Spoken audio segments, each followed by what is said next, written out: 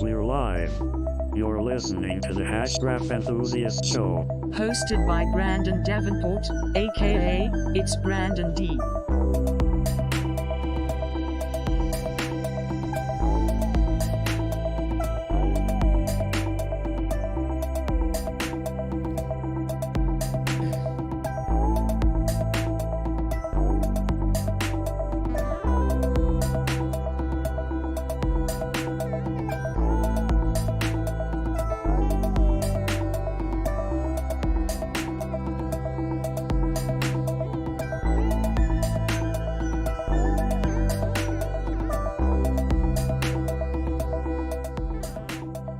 Well, another week in Hedera, HBAR, Hashgraph, the technology. We're rocking and rolling.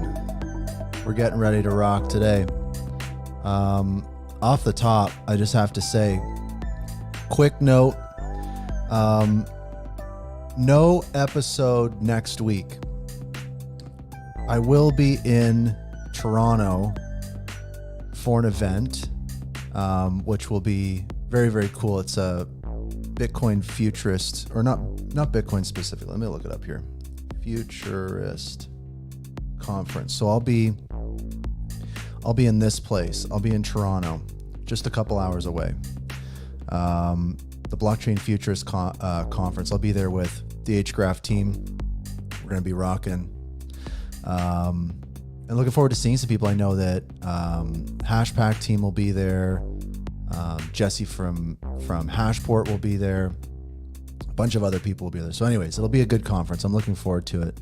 A Canadian crypto conference. So that'll be pretty cool. Yeah, we got a lot to talk about today. I think that the main thing on people's minds right now is the market. And I mean, it's not just the crypto market, it's all of the financial markets right now.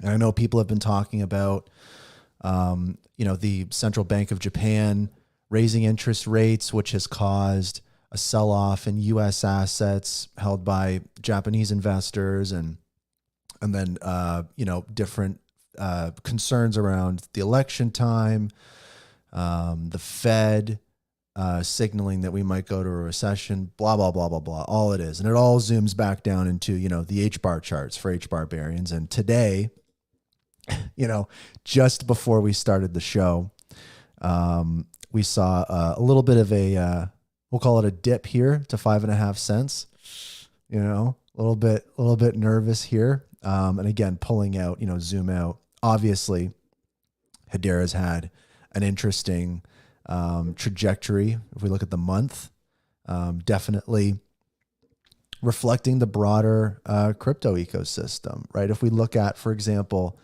if we go back to, let's say, Bitcoin and GM, to everybody tuning in, let me know what everyone's up to today. What news do you have on your mind right now? What's the coolest thing happening in Hedera? I want to know.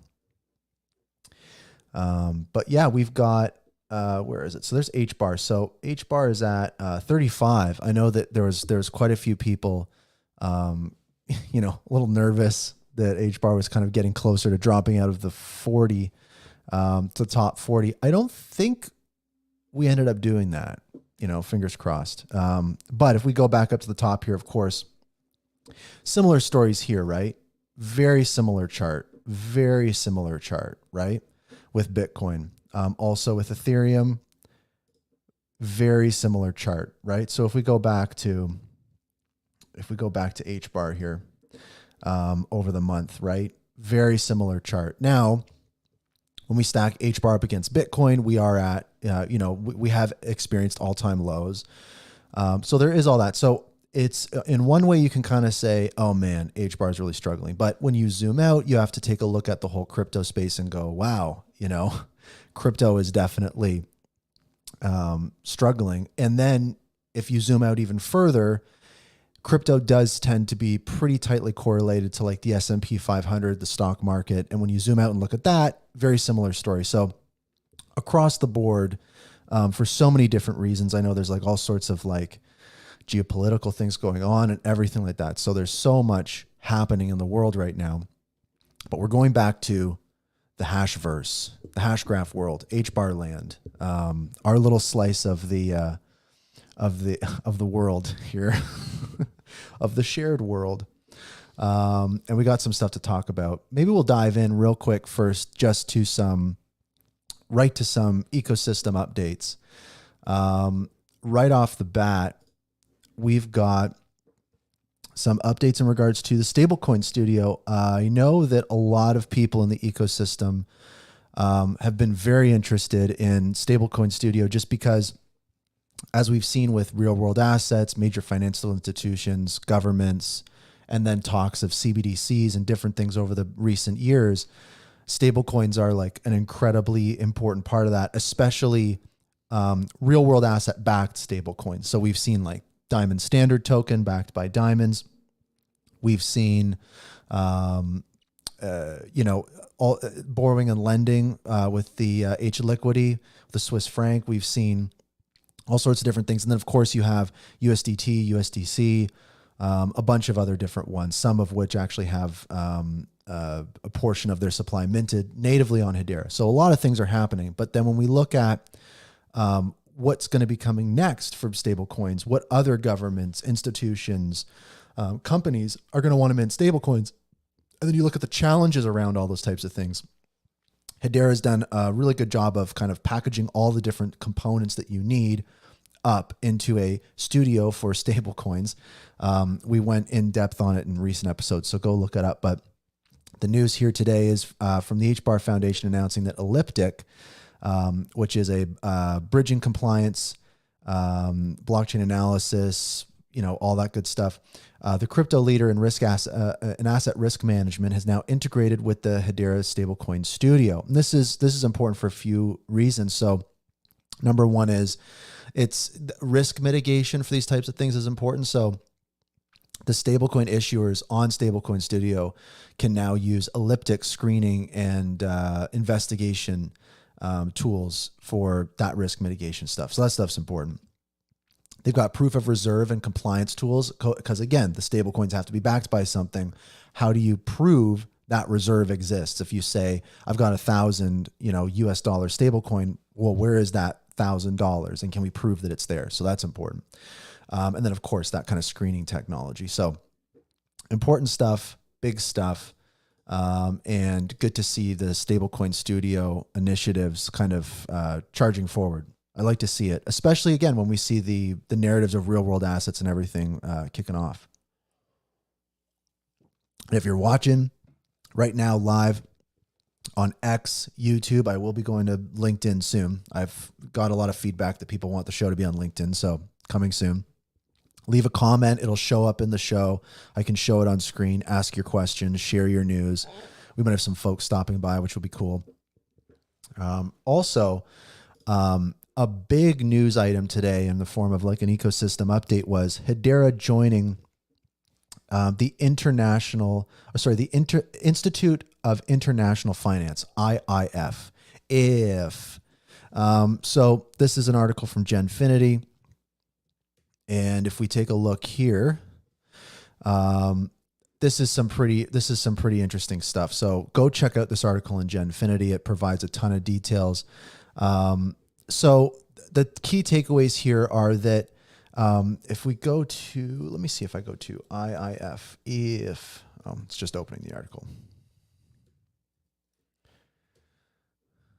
Institute of International Finance, a very professional looking website, very institutional, very finance. So as you can see, they've got a bunch of different members all over the world. And if we go to, you can go on their website and you can go to, where's their membership page? They have a membership page, accept all cookies. There should be a membership page. Let me see here. There we go. So you can see like membership benefits. Look at this. So obviously some of the benefits are getting access to research, networking, getting connected up with different things, You can become a member here if you'd like to. And if we look at the full list of members, right, you've got 90 folks in the Americas, 130. So you can see it's distributed pretty well. If we go to F to J, you'll see Hedera right here, Hedera Hashgraph LLC, United States, listed amongst, Greylock Capital, Goldman Sachs. Let me see here. Fidelity, right? IBM, right? Another governing council member. Blah, blah, blah. So obviously, like JP Morgan. If we continue looking here, we've got Aberdeen, another governing council member. Right? Bank of America, all the usual suspects. So obviously, a ton of global major institutional finance players, which is big. Now, one thing that was most interestingly pointed out, and again, basically the IIF is like a membership for all of these different entities. They've got events, they've got meetups, they've got all different things. And essentially the idea is it's networking, it's connecting, it's creating a situation where potentially at one of these events, you could have someone at Hedera interfacing with someone at Goldman Sachs, hypothetically. So it's not this like direct partnership or kind of like direct type thing, but it creates, opportunity, I guess. Hello. How do you pronounce your name there? George. Good morning. This was very cool though. Zepsi, Hedera legend, pointed out this most interesting fact. Hedera is the only layer 1 in the IIF, right? Alongside of the over 400 institutions that we just kind of started rattling off, including Circle and different things like that. But when it comes to actual networks, right? When it comes to actual layer 1 crypto networks, Hedera is the only one. I don't know what that says, but definitely it's a unique thing. Obviously, the community is stoked about that aspect. This is Hedera's tweet on it. But the other thing here to keep in mind is there's a few different sides to how this news is being received in the community. So the general consensus, I think, is that this is a pretty big achievement, just in the regards of Hedera's positioning in the kind of, traditional finance, enterprise, institutional space, and having them alongside these things, mixing it up with these types of people. That's kind of where Hedera wants to be for their plays. So the other aspect to this is I think a lot of people are curious about, is this just a matter of, is this a situation where Hedera is being brought into this powerful, consortium that will bear fruit and all sorts of different things for the network? Or is this just, Hedera signing up for a membership, their name happens to be on a website, and they'll go to like an event or like join a Zoom call or like whatever it might be. We don't know what capacity this is. And then the kind of the other side people are looking at this from is, while people are really celebrating this as a big initiative, some people are kind of skeptical. They're feeling that this might be a bit overhyped.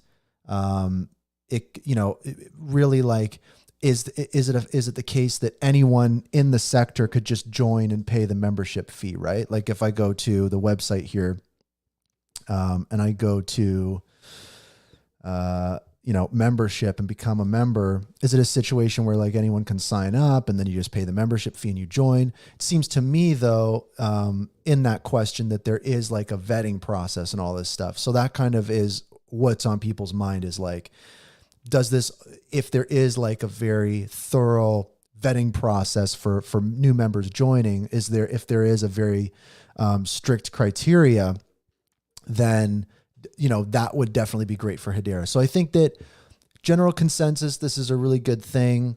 I think that it's fair to argue both ways. I think that stronger on the other side is that this is just something that's maybe being overhyped.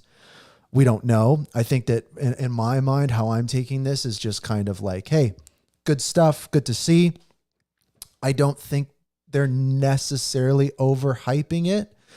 But again, they would be overhyping it if it's the case that they literally just signed up on a website and joined a membership and paid a fee and got on a website like that. They would definitely be overhyping it because their tweet is, they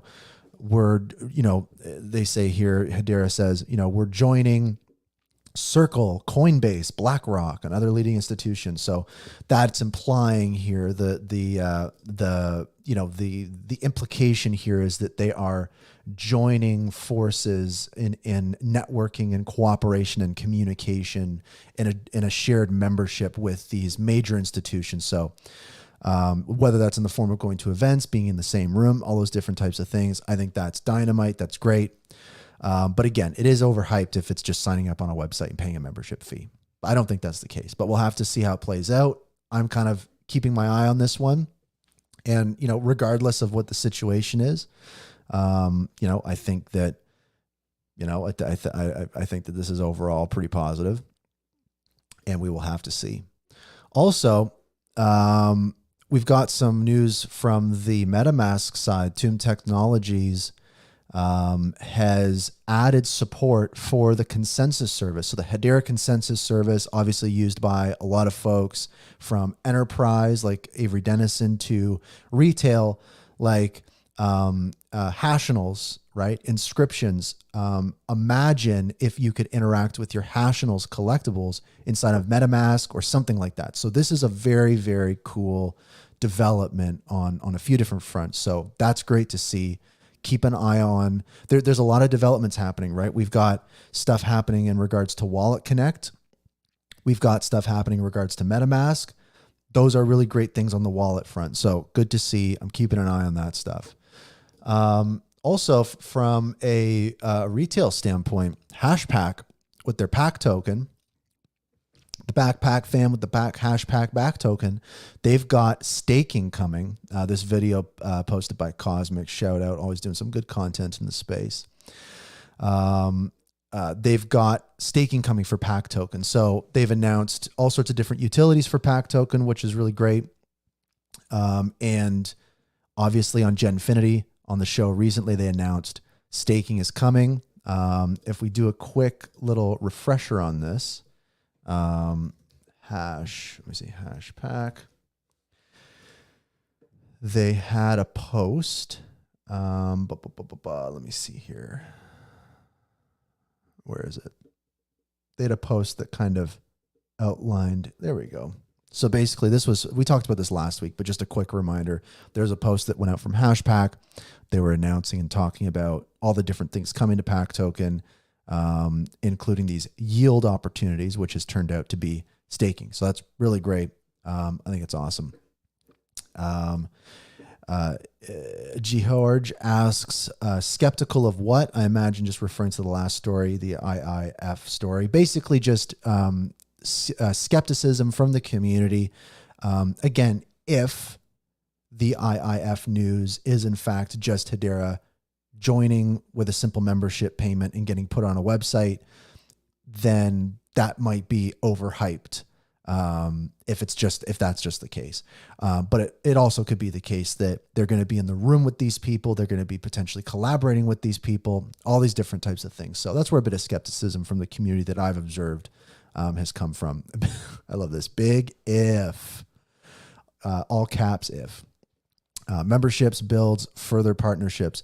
Yeah, honestly, that's how it works in the enterprise space. That's my assumption based off of what Hedera is sharing and kind of what I see from the website is that's kind of what this is.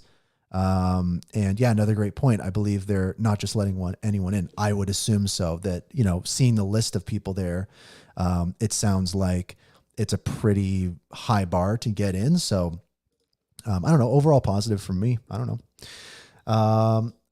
Moving on here, have to also share, apparently the HBAR Bull, I've heard, is addicted to Steam Runner from Earthlings. And basically this game is like a side quest from Earthlings. So Earthlings is like working on this, the major project they're doing, this big Earthlings.land game. And in the meantime, they've had a separate team working on Steam Runner, which is, I talked about it in the last episode or the episode before. I saw it pop up on the App Store. And this is a cool mobile game, integrates with their Steam token, all that kind of stuff. And this is kind of some action from the project, which is great to see. So pretty stoked to see that. So Earthlings App Store, I believe it is on Android as well. Not 100% sure, but nonetheless, go check it out. Gaming on Hedera is a real thing. Let me see here. So we got Steam Runner. Oh, also from the game space, a little update from maybe a new player, Momental. Yeah, Momental. The Major League Paintball League has launched their Armory community for all sorts of like different collectibles and digital player cards. Probably similar to like Karate Combat player cards and different things. So good to see. We're continually starting to see more and more kind of sport related IPs coming to the ecosystem. So this was really, really cool to see. One thing that was funny about this announcement though is the news got picked up in Binance and it said MLB partners with Momental to launch NFT marketplace on Hedera network. I'm pretty sure they meant the Major League Paintball, MLPB, not Major League Baseball, MLB. I mean, it would be awesome if we got MLB, but this just goes to show sometimes how kind of like news stories and technology can, we can cross the wires pretty easily on that stuff sometimes. What else we got going on? Also, SaucerSwap just launched their governance voting stuff, on-chain governance. And we've seen the development and proliferation of on-chain voting in the Hedera ecosystem. I remember that Turtle Moon did a Bitcoin ordinals vote.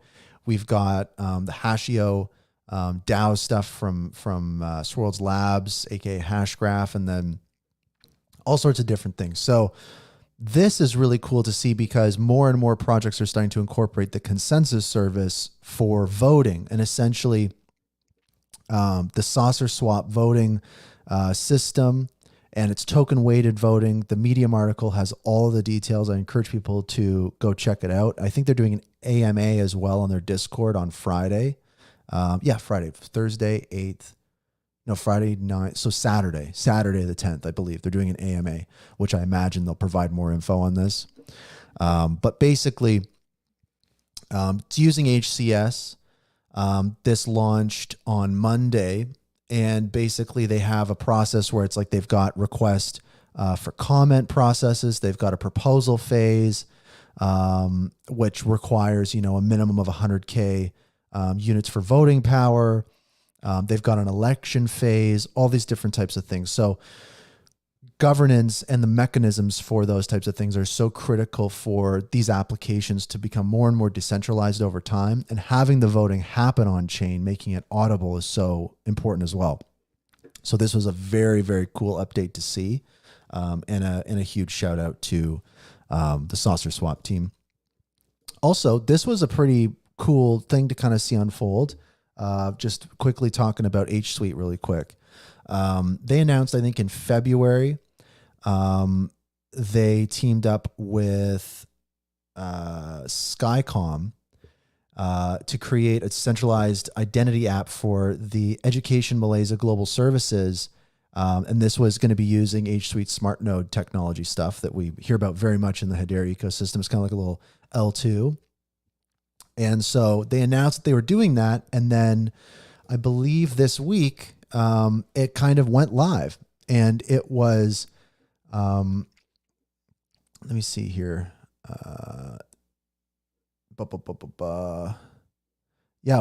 It's in one of the top spots for NFT transactions on the Hedera network. So this use case running on H Suite kind of went from an announcement of it's happening to going into production pretty quick.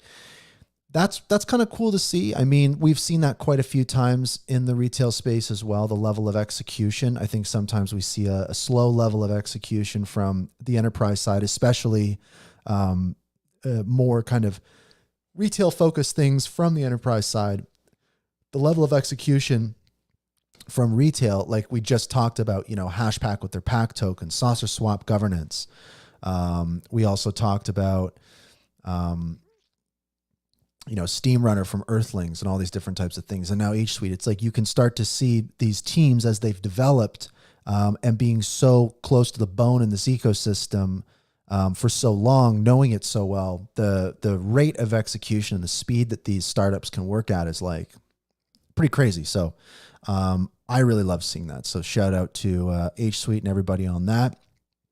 I want to move on now to a very, very interesting article that was published by the DLT Science Foundation. And for those unfamiliar with the DLT Science Foundation, the DLT Science Foundation is part of the kind of ecosystem of Hedera. So we've got like Hedera, and then we've got the HBAR Foundation, we've got the Hashgraph Association, we've got Swirls Labs, aka Hashgraph, we've got the DLT Science Foundation. So all these different organizations are funded out from Hedera, all those different types of things, funded by, your HBAR that you're buying. Just a note.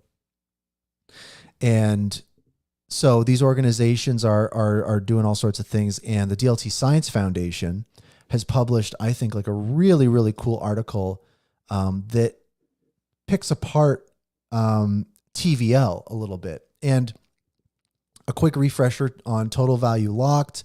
Total value locked is a critical metric when it comes to measuring a network's success when we look at enterprises wanting to build in Web3. What enterprises want to see is total value locked on networks, a growth in users. Total value locked, that metric represents how much value is in the network, right? How much value has been locked in the network through DeFi, or whether it's borrowing and lending or NFTs, like whatever it might be. And so naturally, when you have so much pressure put on a metric like that, it can start to be gamed. It can start to be diluted. It can start to less represent what it's supposed to represent. And so what this article does is it kind of dives into it in a very kind of academic, scientific way. And we got a comment from Dave, starting the show at the beginning now. Don't change the show name, but do change the music. I made the music. I'm not going to change the music, but thank you. I'll keep the show name the same. So when we look at this article from DLT Science Foundation, this is a very, very interesting article. And basically there's a few kind of key points that's discussed in it. And just a quick overview of it. I mean, it's pretty lengthy. And there's some good like visuals that kind of showcase the complexity and sometimes obfuscation that could happen when measuring TVL.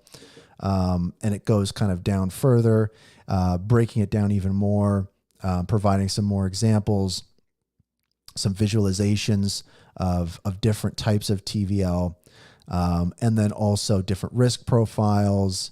And then it kind of goes into Hedera as a case study.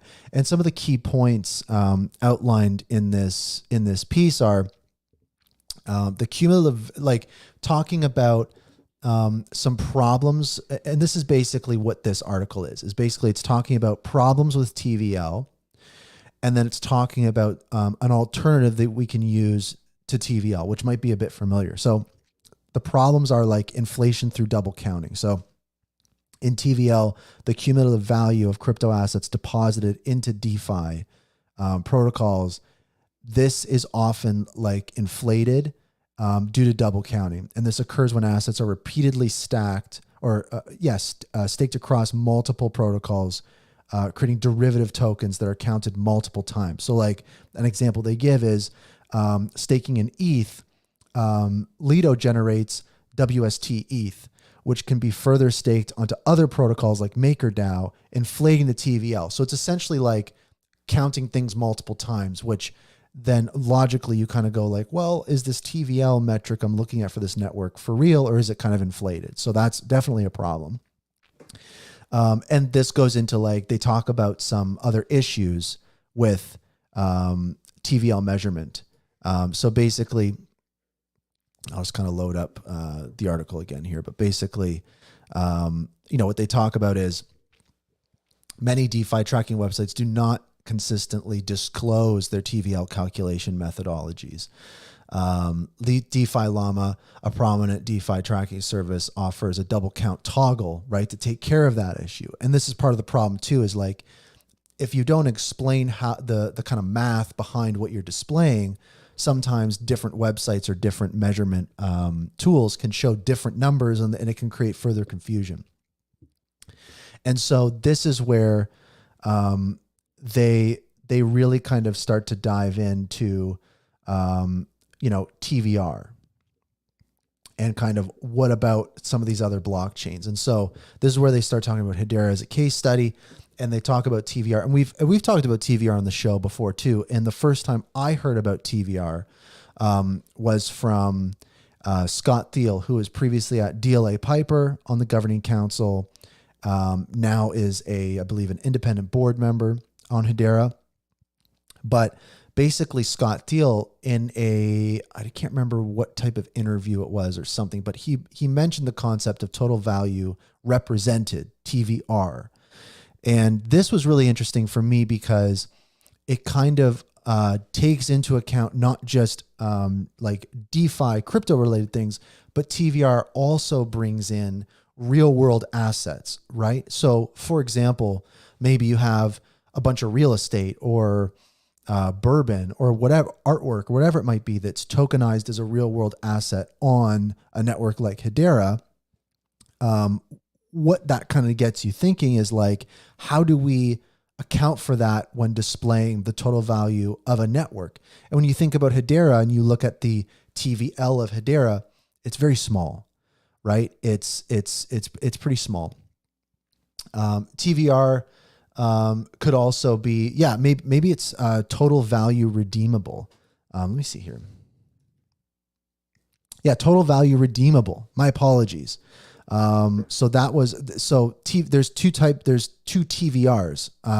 My brain got mixed up. So basically Scott Thiel was talking about total value represented, total value redeemable. This was actually something that I think, I can't remember who at Hedera was talking about. This was very recent. But they were talking about total value redeemable. But basically, this is representing the ultimate redeemable value of assets within a DeFi protocol or ecosystem. Apologies. Thank you, Zildjian, for highlighting that. Your notes on the episode so far have been awesome. And the total value redeemable will also account for like staked governance tokens, native tokens, non-crypto backed stable coins, right? So you think about Stablecoin Studio, you think about all those types of things. That's very fascinating. And this is kind of eliminating the effects of double counting. And so they've got empirical findings. They've got the risks. They outline all sorts of different risks, and they break into the case study of Hedera. But essentially, kind of like the conclusion of the article that was discussed here is really the need for DeFi to adopt total value redeemable as a more accurate metric to assess the actual value locked within DeFi ecosystems, eliminating the double counting. It gives a better picture, right? When you really think about it, it's like, how much actual value can you redeem from the network right now? That is a much clearer way of looking at it versus how much value, whether it's hypothetical or not, is in the network. That's why platforms like DeFi Llama have to have that little toggle, right, to take care of double counting and double spend, all these different types of things. So total value redeemable is a much clearer way of looking at it. And what it's going to take is work like this that the DLT Science Foundation is doing.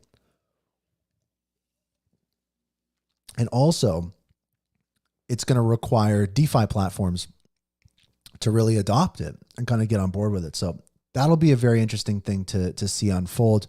And obviously, in my mind, I can suspect that there's a lot of crypto projects out there that, probably depend on, on TVL kind of being inflated a little bit. And they would probably be reluctant to start using total value redeemable. So again, this is another one of these situations where we've got something really great. Is it going to be adopted? And I think that the work's being done. It's good to see. I think it's a pretty big development, which I really like to see. The next story I want to talk about is kind of the title of the show, Conflict of Disinterest. And I wanted to do a little call out to a specific situation that I saw this week in the ecosystem, the Hedera ecosystem, and then just kind of like some thoughts on it and kind of tying into some bigger themes that the community's been grappling with. Because I do think that there's some very constructive conversations happening, but I do think that there's definitely some realities that we have to continue kind of facing head on. So there was a tweet shared by Hedera's general counsel, right? So legal, right? We talk about Hedera legal a lot. And I know that there's people in the community that have gripes with Hedera legal and the amount of control they have over various things. I know that Hedera is like a very kind of like conservative organizations. And I think that with Hedera, you've got an organization that has taken a very conservative approach to what they're doing in Web3. But as the landscape of cryptocurrency has kind of continued changing, I think that there's definitely a call to action for Hedera to kind of change with the times a little bit. And so basically, one of the things that I saw, and again, nothing but good vibes to these people. This is just kind of looking at something objectively as an example of a situation. But basically, Hedera's general counsel, by the way, one of the greatest usernames, Latoshi, so good. And PFP, like I love the PFP. Talking about some stuff they're doing, they're minting. Just, they had like they played around on like, I think the base network or whatever, having some fun, minting some NFTs and stuff. Nothing anything serious, just a hobby. But basically, Brady from Bonzo Finance, mentions, hey, you should mint a collection on Hedera, the network you're helping build, right? This is someone who's, general counsel for Hedera, working at Hedera. Definitely vibe. And so, obviously, they express here conflicts of interest. And so, the HBAR Bull comes in, is conflicts of interest code for there's no liquidity on Ethereum. Would love to hear the rationale why you can't mint on Hedera. And this kind of got me thinking, and we got Patricia here from Centex, it looks like. They have no plans. I think there was an impression here that this guy's doing some major NFT project or something. It sounded like they were just playing around on the base network. But again, I think this is kind of the thing here of like conflict of interest. And for me, I kind of go like, well, now again, we're talking about someone in the legal department at Hedera. So it's, set that aside, but I think that it's kind of one of those things where it's like, okay, so what is the challenge? What's the blocker from someone on Hedera, working for Hedera, minting an NFT on Hedera, that they can go and play around and experiment on other networks, but for some reason, you can't do NFTs on Hedera. And again, nothing about this individual case, but we've kind of seen it a few different times. And we kind of look at it also within a bigger picture of, like I was talking about, like karate combat marketing. And in the community, I see tons of different discussions about, hey, why don't So why don't governing council members, why doesn't leadership, why don't these folks kind of use the products built on Hedera a little more and showcase those a little more? These are the products that generate revenue for the network. These are the products that are bringing people into the ecosystem. Enterprise isn't really yet utilizing the network that much. So I do think that this is kind of, I just wanted to call it out, like just as an additional example, like just to provide a little context into kind of the situation of like, what is that all about? And I think that they provided a pretty great response, and this is something that I really respect, that I don't think we get enough in the ecosystem. So, and by the way, too, Latoshi had a .eth address, so I think that's where this kind of comes from, right? When you kind of see this stuff, you go like, okay, like we're at Hedera. Can we rock a .HBAR? Can we play around with tools in the ecosystem?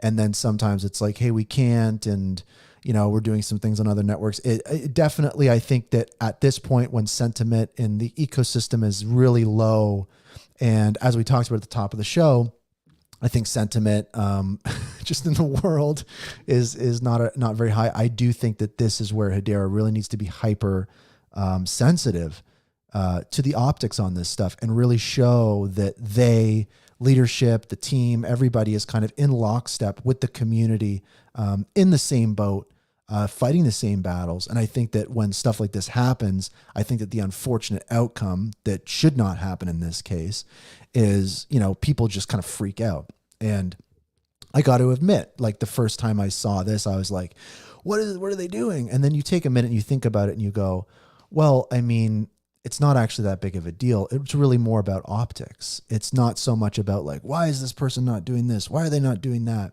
It's more so about understanding the situation, the backdrop of everything, like sentiment's low, price is low, blah, blah, blah. We've seen it all play out. It's been a rough couple months in the ecosystem. And so I think that this is an example of simple things that leadership and people at Hedera and all these organizations can do to really illustrate proactively that they are locked in with HBARbarians, and that they are kind of on that shared mission.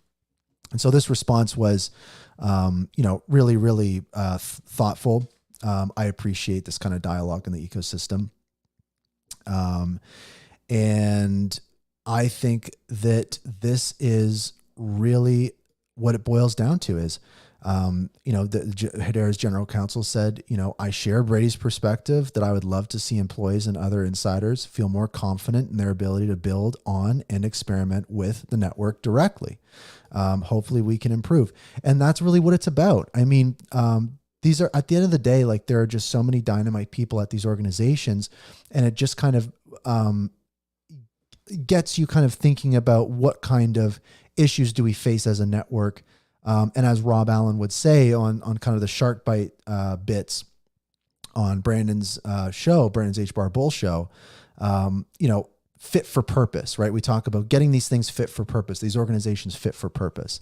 And so to me, I like this exchange, more of this, right? That what we see here is an interaction of the community with the literal general counsel of Hedera, and people coming together, right? Transparency, right? Communication, information sharing, coming together, taking away the .eth thing. And that's meaningful for people. Maybe throw a .hbar up there, whatever. And it's like, this kind of stuff is positive. This kind of stuff needs to be encouraged. And the reality is that, just the way that business is run is maybe, that people are restricted in doing certain things. So I had a couple thoughts on this, and basically my thoughts on it were, we can easily see these kinds of, conflicts of interest turn into conflicts of disinterest, right? Which basically means if we keep throwing up the excuse of Hedera not doing certain things due to like a conflict of interest or risks or legal concerns or whatever it may be, it can definitely slowly turn into something that's like really demotivating, discouraging, and kind of energy sucking for the community, because we really want to see, like, the community really will emulate the behaviors and actions of those at the top that we look to, right? Lehman and Mance. Like, I remember Lehman and Mance on Zoom calls, they would have like NFTs on their community NFTs on like their bookcase, and they would be like doing all sorts of different things. So that stuff really matters, right? That stuff really matters to the community. Like different members of, Swirlds and developer advocates and all sorts of different things. We even see folks like, Patches, working at Swirlds Labs now, Hashgraph, and, participating in these communities. And so I think that when we look at propagating more upwards the chain of leadership, the interaction with the network gets less and less. And so that's kind of like the question, I think, from the community that I'm observing is, why can't leaders champion these use cases in the ecosystem more and use them a little more? And, because some of these use cases are like funded by the ecosystem itself. Like some of these, their own organizations are funding. And so for me, like you just think it of as kind of like a startup. I think that, we have to remember that Hedera is not some kind of like Fortune 500 company. They are a small startup with a product in beta that they're offering, that enterprises are trialing and retail is grabbed onto and are finding success with. And so when you look at it from a startup stance, Hedera is like in a really dynamite situation. And the best thing that they can do is really get obsessed with the people using their network, generating them revenue, participating in those things. And it just seems like there is that wall, that kind of blocker from being able to do that. And you look at situations like this with Hedera's general counsel that loves interacting with Web3, but for some reason, again, there's a bit of that wall. What is that? And what can we do to kind of break that down and kind of come together on a lot more things? Because I think if Hedera can much more kind of embrace what's happening on the network, that's really going to be where things get exciting. And I think too, reading that, I don't know if people remember, well, of course people remember, and I talked about it on the show, but this letter that Charles Atkins wrote, the president of Hedera, right, spoke to a lot of these things, right? He spoke on a lot of these topics. He spoke on transparency and accountability. He spoke on the excessive compensation concerns. He spoke on community engagement, right? That's what we're talking about. He spoke on different actionable measures they're going to take. And marketing strategies, improved communication, all these different types of things. I think that this is kind of what we have to look through and look to from leadership. So I'm seeing a lot of different positive signs. And like I said, like myself, you can kind of look at this initial interaction as a negative, but when we have the communication, when we have the conversation, then immediately you go, oh, okay, I can start to get it. I can start to understand maybe where problems and challenges lie. And then the next step is just, can we come together and take those on? That's what decentralization is about. That's what Web3 is about. It's about organizations and startups like Hedera being able to leverage the collective power of this ecosystem to take on these challenges. And so I think there's a bit of work that has to happen before then. And I also think that it would be really great to see, a form of almost like mandatory programs, for the governing council, for leadership to go try out SaucerSwap, go try out Hashpack, go do these things, go try out these different exchanges, go try out borrowing and lending, go try moving tokens, go try minting an NFT, go do all these things, try these tools. I think that again, there's a term in startups called dog fooding, where you really use your own product, to see if it's good. You kind of go, well, what's making our company money? Let's use those things and let's figure out how to amplify that. So I do think as well that if, these folks were better encouraged, or folks like this were better encouraged to do these things or enabled to do these things, maybe the case too is that they really want to. But like we see in this case, for some reason, they kind of like can't really dive in. And so for me, you just kind of step out of that and you go, you really look at it and you go, hey, we've got like a, pretty awesome network here with lots of great stuff happening in a great community. It would really be a shame if the people that are, that are governing it, that are running it, that are administering it, for some reason can't participate, and I don't mean in the sense of like buy tokens and dump them or whatever conversations have been happening in the community. I mean more like experimenting. And I think that that's kind of where, we kind of think about some of the things that Charles outlined in his letter and some of the ways in which the organization maybe needs to be adjusted. And I think that what I keep seeing in the community over and over again in conversations I have on the subreddit, on X and Discord is this notion that the legal arm of Hedera might not be as tuned into how the industry has changed. Because when we look at risks, right? When we look at mitigating risks, I did a meme on X about Hedera legal. Hedera legal. Don't get mad at me.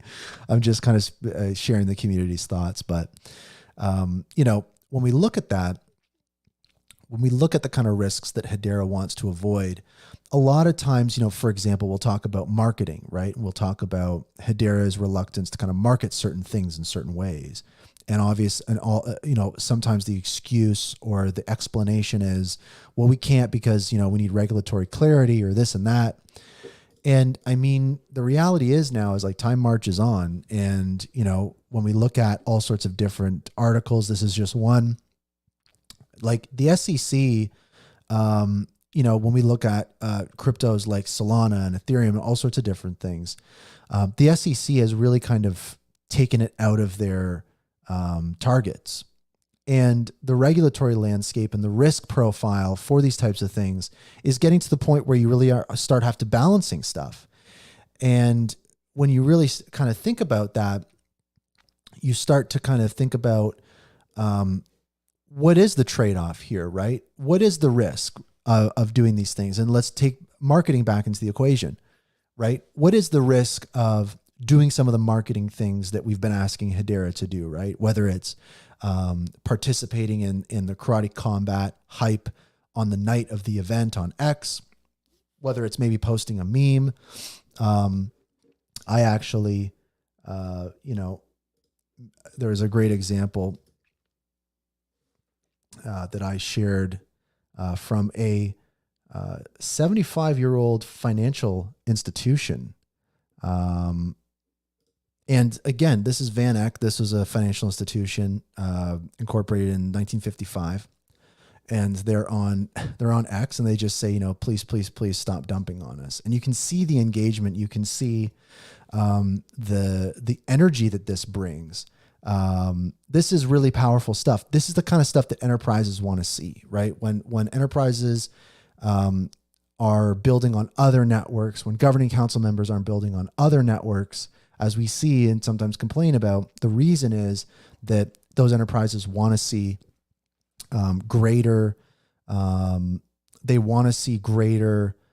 adoption of retail and user growth and stuff like TVL we talk about. And we talked about how TVL is not that important. Total value redeemable. But that being said, we're starting to see like all sorts of shifts happening in the industry. And I think the community wants to see Hedera match up with those shifts and ride those waves, which I really dig.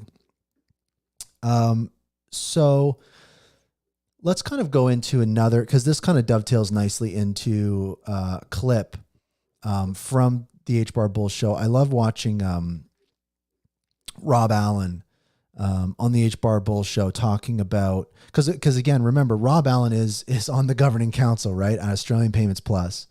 And he can provide some insight, some perspective, push back on some stuff. Because I do think that shark bites thing is important, because at the same time that, we'll be talking about like Hedera is, bad at marketing and we need retail and blah, blah, blah, me on Twitter. It's like also too, it's helpful to have someone from the governing council speaking to the community and providing that clarity because sometimes it's like, sometimes there is a reason for stuff. Sometimes there is a logical thought process for some of the things that Hedera is doing. So it's nice to have that back and forth. And like, that's the definition of I think the communication we want to see. I know that the president of Hedera, Charles, is going to be doing, I think there's a president's blog he wants to do. There is there's also he wants to do some more spaces. So that's really what it's about. We got Dave here. No matter how often you make small adjustments to your mic, it doesn't change your voice at all. Well, Dave, the reason I adjust my mic is so you don't hear a change in my voice. And I'll give you an example. So if I'm like this, and then I move my head to read something like this, you hear a change in my voice for sure. But if I go like this, and I move my mic around, you don't hear a change in my voice. That's the point. So that makes sense. With all due respect, Charles is too weak and is outdated. Do you mean, are you talking about the president of Hedera? Too weak. The president of Hedera is too weak and outdated, Paul. I guess that's your opinion. A reason is for Rob's smile as well. Yes, Rob has a very good smile. So we'll play Rob's clip here. And we'll check it out. Cheers. Take care. Thank you for tuning in. So let's take a look at this clip from the HBAR Bull with Rob. I think this was a really, really, really good clip. So yeah, let's check it out. Because it remains the strategic thinking that over time, the growth of the network is going to be driven by large scaled use cases, which will be kind of enterprise, either, old school enterprise or the next generation of enterprise, which may or may not be decentralized. So all of that is to say, we have very different perspectives. Governing council cannot get involved in the retail side. The conundrum here, of course, and this gray area, this clear water in between, is that we need retail. The whole network needs retail. You can't blink yourself. It's not, black and white. It's not as binary as that. The retail pays the bills meme is it resonates because retail is part of this equation and absolutely has to be there. And it won't grow organically. It won't be sustained organically without finding a way to feed and fuel it. So there is a conundrum. It's not something governing council can influence, but we expect and hope that the ecosystem partners are able to do that and start ramping it up. Well, a fantastic new development is here in the United States. It seems like we're moving in the direction of regulatory clarity. There's, Yeah, so what we were talking about. So Rob Allen is kind of mentioning, some of the risk averse approaches that the governing council is taking. But then, Brandon here kind of highlights. It's also weird too. Like we're both named Brandon, but he's highlighting here again, kind of what I was talking to is like, the situation now is very different, right? When Hedera was kind of getting started out, 4 or 6 years ago, that's one story. But now it's very, very different. Like we've got an Ethereum ETF on the way. Think about how crazy that is. We've already got Bitcoin ETFs. We might have a Solana ETF on the way. So the thinking at Hedera, specifically Hedera Legal, does feel very outdated. Presidential candidates who are talking favorably, on both sides. It seems like that there's some really good progress that's being made there that would make a layer one like Hedera pretty safe as long as they are being prudent with how they're talking about the things. It's also become clear to me that funding a decentralized network like this is going to be possible utilizing retail as long as you stay within those guardrails. And I think that the one thing that we want to do is, if we are utilizing that capital, that we are keeping those people that are providing that capital, make sure that they're top on our list, to make sure that the regulations do go in the right direction when they do actually come to fruition. All right, so the last question I have. And that's a really great point too. Kind of what HBAR Bull's getting at is like a key thing here is, when we look at Hedera, how dependent the organization is on retail, right? Again, the reason that there's like the retail pays the bills meme is like, what generates revenue for the network? It's retail, right? Enterprise isn't really generating revenue for Hedera. It's retail, it's DeFi, it's NFTs, it's this, it's that. That's what's really generating revenue, which is amazing. Like that's probably one of the most incredible things, that we have an ecosystem that's really starting to take off like this. So it's amazing. And also the original funding of the organization, all these different types of things, are funded by, Hedera and related organizations selling HBAR into the market to be purchased by retail. That's how they fund their operations. That's how they pay salaries. That's how they pay benefits for their employees. That's how they fund projects like DREC and special purpose networks and all sorts of different things. So that's how they're doing that. And so that's where that kind of retail pays the bills meme comes in, is it's not like an anti-enterprise thing. It's just a kind of reminder that the reason that the network is scaling and that we have the infrastructure that we do, and onboarding people into the network, that's really kind of what it's about. And that's kind of what Brandon was getting to. But I think Rob gives like another final thought to this, which I want to touch on. Let's hope so. And just to finish off there, it's... we can't wait. I mean, the time is now. We can't risk the ecosystem itself, just dissipating and not putting all of its energy and focus into building on this amazing technology that we have, this gift that we have to build on top of. So as a builder myself, I really feel... it's on me to go out. I've got a meet up in Sydney this evening at the Australian DeFi Alliance. Our very great friends there who built the CBDC project and run this.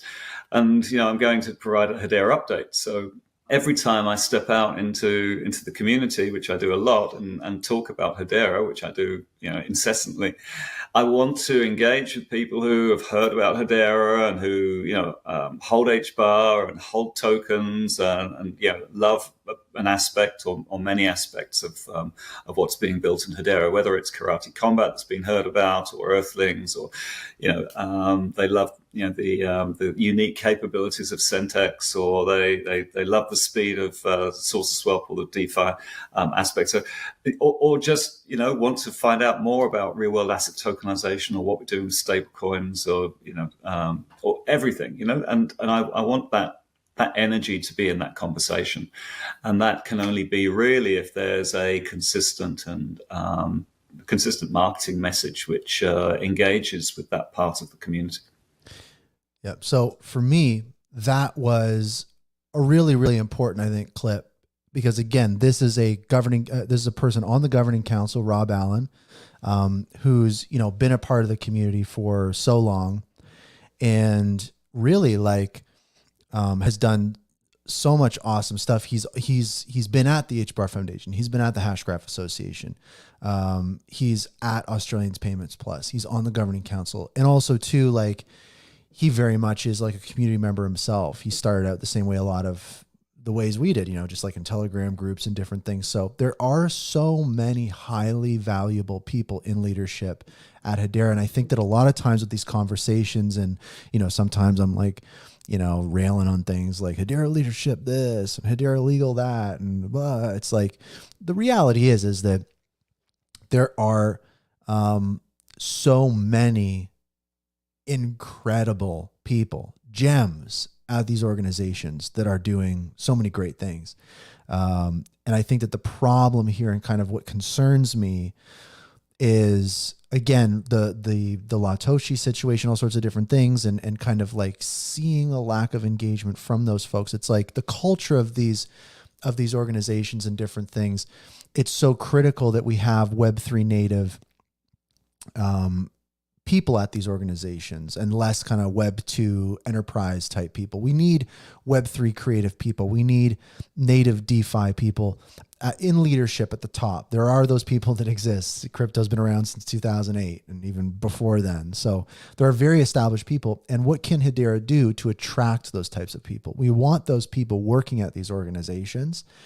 And what can we do to make it attractive to be there? Because if you're working at, Hedera LLC or whatever, and you can't, for whatever reason, use a lot of the products on the network, you're probably there because you're a fan, right? I mean, Rob Allen himself on the governing council is buying, he's doing like NFT stuff, and he's participating in DeFi and all sorts of different things. So those are the types of things that we'd love to see. Like, those people in leadership are really setting the stage for the culture of the community. When we look even back further to like Manson Lehman, the ethos that they have, the vision that Lehman brought, and the attitude towards the industry that they kind of perpetuated, that really was the seed in which this community grew.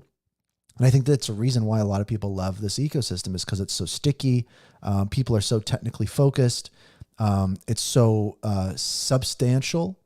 And I know there's like the substance versus hype thing and everything like that. But long way of saying that, it happened again. One sec, I have to unplug this and replug it back in. Sometimes during the show, I don't know I have to look into what's going on with my Stream Deck, but sometimes my buttons die. Is it working again? It's not working. Hold on, I have to do it the manual way. But long way of saying that I'm optimistic. From the people I work with, the stuff that I see, especially like again on X in the communities, the energy here is really focused. And I do think that when I look at the things that Charles, the president of Hedera, is publishing, reading in between the lines, I did a really kind of in-depth analysis of that letter. If anyone's curious, to check it out. I think that was, let me see here. Just communicating with somebody. We might have somebody stopping by. I wonder who that's going to be. Bones. Exactly.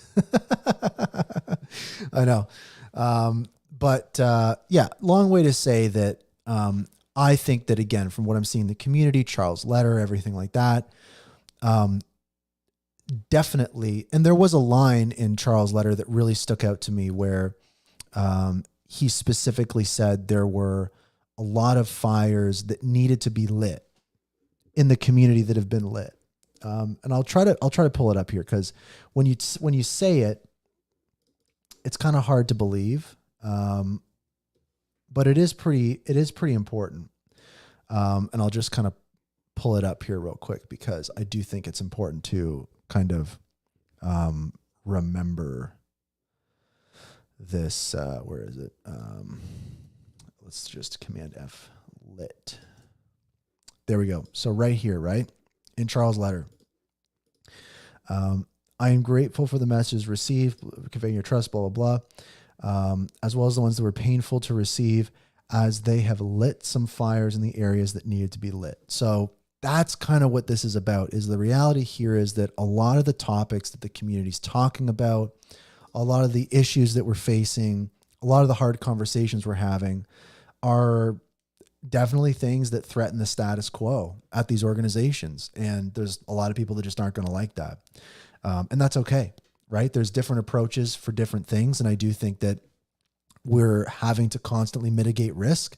But I do think right now there's definitely a risk of people leaving the Hedera ecosystem, and just the community just kind of getting out of control with stuff, which is unfortunate, because like there's just so much good stuff happening. Like we talked about on the show, like I've just been going through story on story of just like, it feels like there's too much every week to cover. Like the shows, many of my episodes now are like almost 2 hours long. It's crazy with what's going on. So I think that's what it's really about for me is what can we do to face this stuff head on, knowing that there's going to be resistance and stuff like that. So I'm doing the best I can. I mean, I get a lot of flack for stuff sometimes. It is what it is. Not everyone's going to like what you say. What I try to do on this show is I honestly just really try to like read what's happening in the community and try and summarize that stuff. And, you know, hopefully people listen to the show and they kind of get a sense of what's happening in the community, right? The community that is building the network, generating revenue for the network, bringing people into the network, creating value for the network. What is on their mind? What are they doing? What are their concerns? And then of course, share some of mine. And that's kind of really what it's all about in my mind. I know we might have someone stopping by, but the show's going by pretty quickly, which is great. I wanted to just touch back on the marketing stuff again, because this is something that when we talk about what are people talking about in the ecosystem, it's just like marketing. Like the community is like really wanting Hedera to get on marketing. And I think that this was kind of wild to see. There was a user, obviously like a crypto individual tastemaker, and you know, looking at the boring and complex axis of crypto and where the different networks reside, and you know, a lot of stuff makes sense, right? Solana is simple and sexy, and it looks like Hedera is, you know, not super simple and boring, and you know, 378 likes, and you know, this stuff is this stuff is a tough one to see. I think that it's hard to one sec, let me just respond to a message here.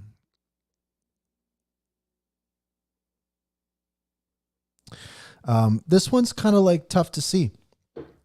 You know, I think that this is kind of just like all these networks here, they kind of make sense into where each of the networks are. And we've got Hedera kind of in the boring category. That kind of, you know, that kind of bums me out, to be honest. And it bums me out not because I'm going like, it's not true. Hedera is not boring. But I can see it and we can feel it. But I think that is where the opportunity lies, right? It's like, if this is the case, if things, you know, here's what I will say. If this is the case, if things are like, if sentiment is so low in the Hedera ecosystem, if we don't have the marketing, if we don't have this, there's executive compensation, blah, blah, blah. It's like, so this is the case. Like, we're not doing too bad. Like, I think that, you know, that we're seeing some really cool stuff happening in the ecosystem. And so for me, I go, imagine if we could start getting, you know, some of these things right. It would probably have a pretty wild impact on the network. So I really, really dig that. And I think that that's going to be pretty sick. And another thing that I will say is we're starting to see a little bit about that, of that. And just bringing up Charles again, the president of Hedera. This was great. This is what I'm talking about. So if people are, you know, on the Olympics, there's the guy with like doing the shooting challenge and he's, you know, not got any special equipment and all that kind of stuff. Everyone knows the memes, you know, I did not need special equipment. I'm a natural shooter quote. So like, this is like a meme right now. Spot on, right? President of Hedera, you know, when devs realized how easy it is for Hedera to use, right? Boom. Great engagement. It's rocking and rolling. People dig it. You know, they're having a great, we got Grelf here, right? So this is the kind of stuff I'm talking about. And it's like, why can't the Hedera account tweet out stuff like this? Because these are the types of things that show a personality, that make Hedera approachable, that get Hedera part of the conversation. And for people that don't get this, you don't get it. But it's what works, right? This isn't a hypothetical. This is just Hedera needs to do things that are proven to work in this industry to achieve their goals. This is what will work to do that. And this is what will make this move over here, right? And as it gets cooler and cooler, people are going to realize how easy Hedera is. Right now, they don't realize how easy Hedera is because it's not resonating. So it's that kind of back and forth kind of thing. We got a question here again from George. Grelf is moving out of CoinStore. Yes, I saw the news that Grelf is moving out of CoinStore. Apparently, they don't have very good support, and they're got some weird numbers and stuff. So I don't think that Grelf will be pursuing that. But I did hear word that Grelf will be looking at other centralized exchanges, which is very, very cool. So it's looking pretty good. Also, too, I have just a couple other stories here. And just a quick reminder, the show is live every Wednesday, 12 p.m. Eastern, 9 a.m. Pacific, live on X and YouTube and LinkedIn soon. But there will be no show next week. I'll be at a conference in Toronto. So I might maybe I'll do like a Spaces or something. I don't know, but no full show next week, but I'll be posting like best of clips and like different things like that throughout the week. So there'll definitely be some cool content to check out. But the HBAR Foundation did do their kind of mid-year Spaces, and there was I tuned in. There was two things that stuck out to me. One was that someone that sits on the membership committee on the governing council, Paul Rapino, on the Spaces, mentioned that we will see new governing council members before the end of the year. So basically just reiterating that there's the healthy pipeline, et cetera, et cetera, et cetera. I know that we haven't seen a new governing council member in a minute here. And I know that a few different folks in the ecosystem said that we should see a full governing council before the end of the year. I do think that the chances of that are a little less, but I will say that, good to have confirmation. Also, Elaine from the foundation confirmed that Chainlink will be integrated into Hedera before the end of the year. That's going to be big. We've needed Chainlink integration for a long time. Chainlink as a governing council member, just hasn't been doing a ton. So this is really a positive development. And this was kind of hinted at on episode of this show. I think it was I had Grelf on the show, Gerbert the Grelf. He was sharing some insights that he had, and we had seen on the Chainlink GitHub, their development team had indicated on their development repository on GitHub that they would be shipping to Hedera. So that was where the rumor kind of started and where it was kind of confirmed. And so it was great to hear on the Spaces that yes, confirmation from the HBAR Foundation, Chainlink will be integrated in Hedera before the end of the year.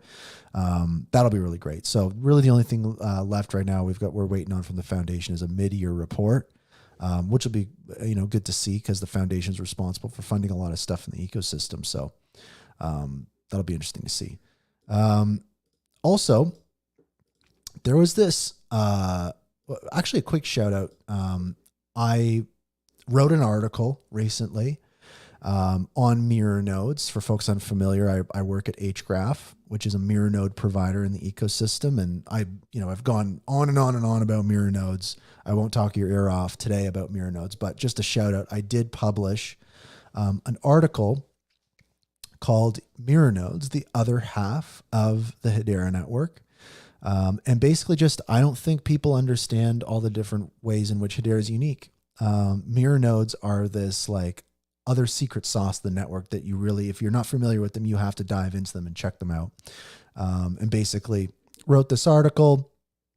It goes into all sorts of crazy detail about mirror nodes, how they work, why they're important, how they're used, and then some of the cool things we're working on at Hgraph. And all sorts of different things. So go check out the article. There's going to be more content coming out. And also there's a clip from the show. So weird. It's so weird to see me sitting here and then on somewhere else on the screen. But I go in on why I'm bullish on mirror nodes and stuff like that. So anyways, go check it out. There's, Hgraph is a great mirror node provider. And there's a lot of other mirror node providers in there, so in the ecosystem. So I dig it, and go check that out if you have a chance, if you have a desire to do some reading. Last story we'll talk about is this this like wild post on the Hedera subreddit. I'll just zoom in here a little bit. This post here is like some military grade hopium for the Hedera ecosystem. And it kind of goes into all of these very like nebulous announcements, like things that Eric Pizzini, CEO of Swirls Labs, aka Hashgraph, was talking about in regards to like real world assets. Lehman talking about stock market stuff. Larry Fink, CEO of BlackRock, talking about DLT things. Special purpose networks, more things from Mance, quotes, all of these different types of things. Like, look how long this thing is. And this was assembled by Reddit user Oak1337, shout out, pretty elite. And this is a wild read. It's a patchwork of bullish stuff that to be honest, I kind of enjoyed reading. Not to say that it's like who knows what it is, but basically a quick summary of what's in this post. And I encourage people to go check it out. It's pretty wild. There's quotes and from Dr. Lehman Baird, right? The inventor of the Hashgraph algorithm, talks about, how Hashgraph is perfect for running a stock market due to its fair ordering and instantaneous settlement capabilities. And then goes on to kind of mention that Larry Fink, the CEO of BlackRock, supports the tokenization of securities using DLTs. So there, you start to fold it in. And then we've got Eric Pizzini, the CEO of Swirls, aka Hashgraph, Swirls Labs, sorry, aka Hashgraph, emphasizing the demand for private networks and real world asset tokenization, which will interact through the Hedera public network. So you've got all these different, add some more little goodies to the pan that we're frying up. And then we've got all the different unique Hedera capabilities like ABFT, fixed fees. So this is where we kind of like remind ourselves how uniquely suited Hedera is for, a use case like a stock market or something crazy like that. Then we've got, BlackRock comes back in with a focus on ESG principles, suggesting that potentially, when we see BlackRock talking about stuff like this, the ways in which they talk about DLT, it's like, okay, Hedera has the Guardian, they have the carbon tracking platforms, they have these integrations, this infrastructure. So that's very interesting.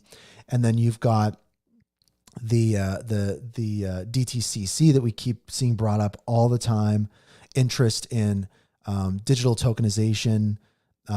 So there's been a ton of breadcrumbs on that. So it's like, okay, crazy. And then we've got different proof of concepts like Aberdeen on the governing council, tokenizing BlackRock money market funds on Hedera, tokenizing their own money market funds on Hedera, talking about all these different types of things in various interviews. And then we've got companies like ServiceNow on the governing council, NVIDIA, Dell Technologies on the governing council, Deloitte, developing like AI factories and all these sorts of different things. So it's like there's all of this swirling stuff happening. And we talk about a lot of it on the show. But this post here, again, it's hard to make sense of it. It kind of is a patchwork of all sorts of different things coming together. But it is pretty crazy to see. I just got to sneeze. Excuse me. I feel like allergy season's coming up. But that is something that I think is very, very, very exciting. And it makes you think. It gets you kind of thinking about, okay, here we are. We definitely need to focus on marketing. We definitely need to focus on retail, all these different types of things. But the other aspect to this is that lingering question, what's happening behind the scenes, right? What's going to be changing on so many different fronts, right? How is the Hedera organization going to change in line with Charles's letter? What kinds of use cases and movement are we going to see with all of the things we've seen building up, from coupons to ESG to supply chain to the, Hyundai and Kia things. What kinds of new governing council members are we going to see join the council? What kind of other switch ups and change ups are we going to see in leadership? All of these different types of things start swirling around. And, just when you kind of think that Hedera is a little boring, then you kind of, once you're in it, you're kind of like, okay, you start to kind of realize that it really, like any network, right? When you're really in the network, when you're really hyper focused on it, and you can kind of see the nuance, see the details, it does get you excited. And as we were doing at the beginning of the show, looking at the price of HBAR and pulling back, you start to kind of see like these challenges that Hedera is facing, these predicaments that are happening. It's not unique. Hedera is not the first network to come up against these things. So that's a really kind of important thing to see. And yeah, great example here. So James mentioned, the Q3 big announcement. As people are familiar on the show, on episode, what was it? It was in March. There was an episode in March that I did where I got information from, a highly credible anonymous source. And they were talking about something they were talking about two things that would happen. The first turned out to be the BlackRock stuff. And then the second thing was a, major use case in Q3. So we're in Q3 now until, the end of September. So we're almost smack dab in the middle of Q3. So who knows, right? Who knows what's going to be happening? Who knows what's next? I think that my assumption is we're going to continue seeing more changes, more shakeups, more molding of this network, because like we were saying, Hedera has taken a pretty conservative approach to things. The industry around it has changed. And it's really important for Hedera to continue changing and evolving in all sorts of different types of things. So I think that that's really what it's about. Question here, Brandon, where can we see social metrics for a specific chain or project? I do think one of the best ones,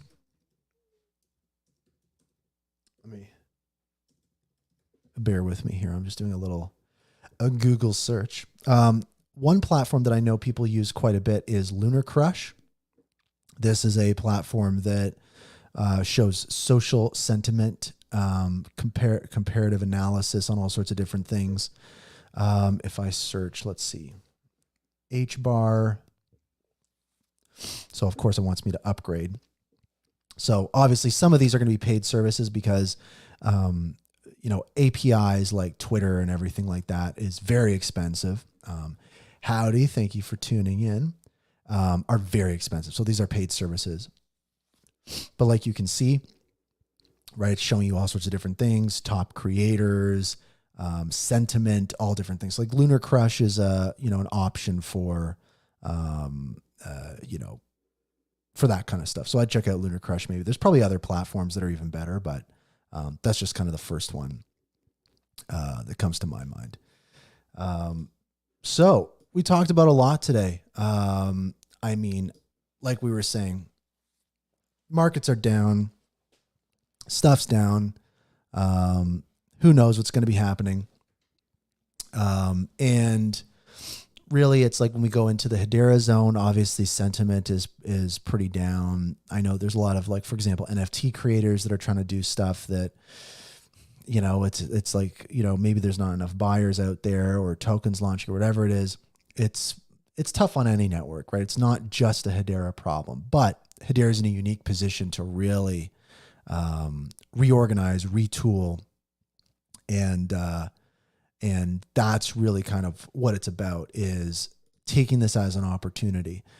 It's a call to action for the retail community, right? For builders in this ecosystem, is like when you look around and you see potentially negative things happening or struggles, those can be opportunities, right? And that's kind of really how you have to look at it. Now, these are the times in which you're really going to build a future on this network, whether it's you're starting a company or a project or whatever it may be. These are kind of the times that you can make that happen. And again, the key here that you have to have is you have to have a deep understanding of the network. So if you've been here for a long time, there is really an opportunity here to make some stuff happen. So that's a call to action for the community is, stay in the game and just keep building. That's really what the winners do. Like you see all the people you look up to, what are they doing right now? They're just building. Number goes up, number goes down. You zoom in, you zoom out. Just keep building because I do think that this network holds a ton of promise, and I'm super bullish. I mean, here I am. I'm building. I'm participating in the Hedera hackathon, the Hello Future hackathon. Hgraph, we're putting in a submission for some cool stuff. Maybe we'll just give a quick shout out to that. Hello Future hackathon. Yeah, lots of good stuff. I'm participating in this. There's a bunch of people in the ecosystem participating in this, which I think is awesome. So if you're, wanting to build stuff and everything like that, dive in, right? Like there's, 300 grand of prizes, all sorts of different stuff. So this is what it's all about. We can make this happen. We just have to kind of, keep our stick on the ice, as we say here in Canada. That's really what it's about. So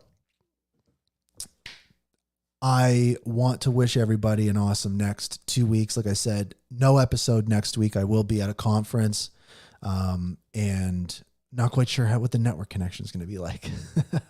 So I might do a Spaces or something, but no kind of live stream next week, but I will be publishing the most watched clips and different things like that. So keep an eye on YouTube and X, and I'll be back. The next episode of the show, let me look at my calendar here. The next episode of the show will be on, let me see here. When's next Wednesday? So the next Wednesday, no show on the 14th. My next show will be on the 21st, August 21st, next episode of the show. And as always, except for next week, right? We're 137 episodes in, live every Wednesday, 12 p.m. Eastern, 9 a.m. Pacific on YouTube and X, but not next week. And maybe LinkedIn soon, live streaming to LinkedIn. But lots of stuff talked about today. We talked about marketing in the ecosystem. We talked about challenges that we face. We talked about opportunities that we wanted to kind of tackle. We talked about a bunch of ecosystem updates, and that great clip from Rob Allen from the HBAR Bull show that I think really kind of put a nail on some of the points that we're talking about, again, from the perspective of a governing council member, obviously speaking in his own personal capacity, but just kind of saying that, it doesn't get any cooler than that. That great article from the DLT Science Foundation, kind of picking apart TVL and all that kind of stuff. Check out my Mirror Note article. Thank you so much for everyone tuning in. This show just means so much to me, and I really enjoy doing it.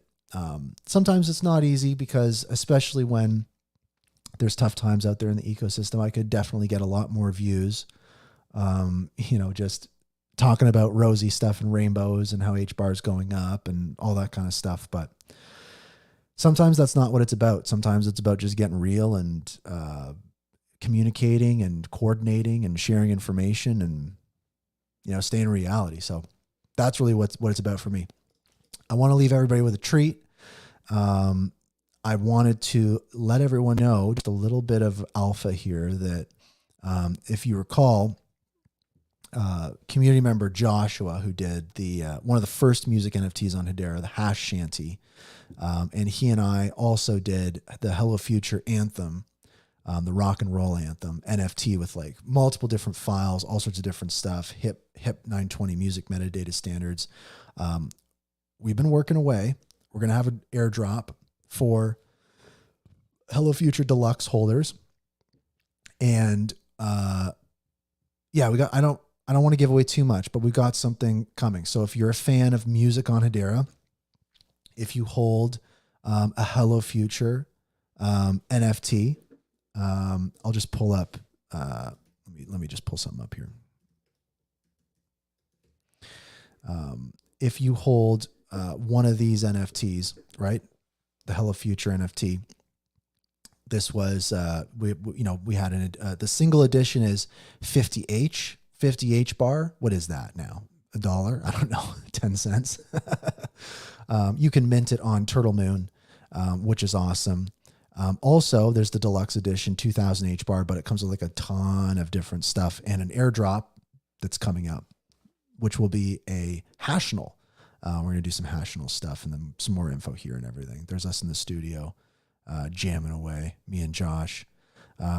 So that is something I'm looking forward to. So go grab a Hello Future NFT if you're into rock and roll and music on Hedera. Lots of goodies in there, and there's something else coming soon. But for now, really appreciate everyone tuning in. Really means a lot to me. And I will see you, not next week, but the week after for episode 138 of Hashgraph Enthusiasts. So with that, hello future, goodbye past.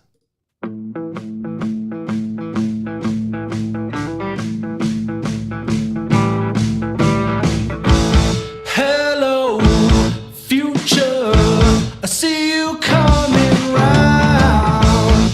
Are you ready? 'Cause it's going down. Hold on, steady. We're lifting off the ground. You know already. Our new kids in town.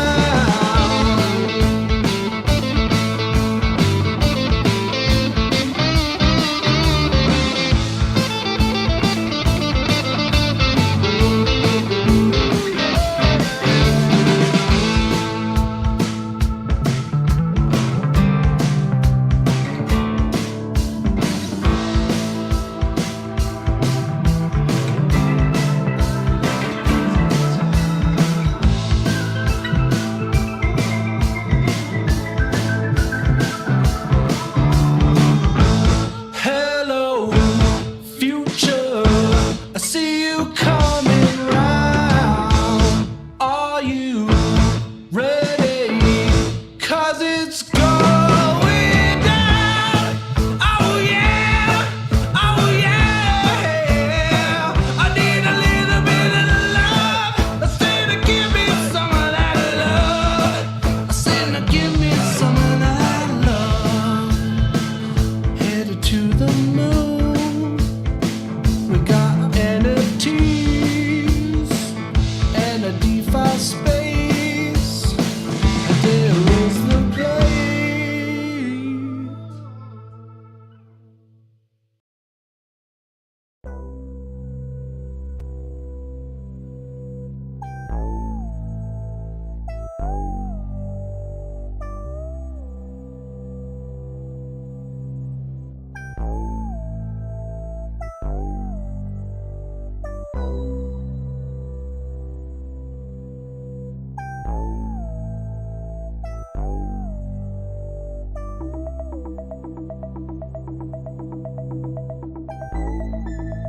Retail pays the bills.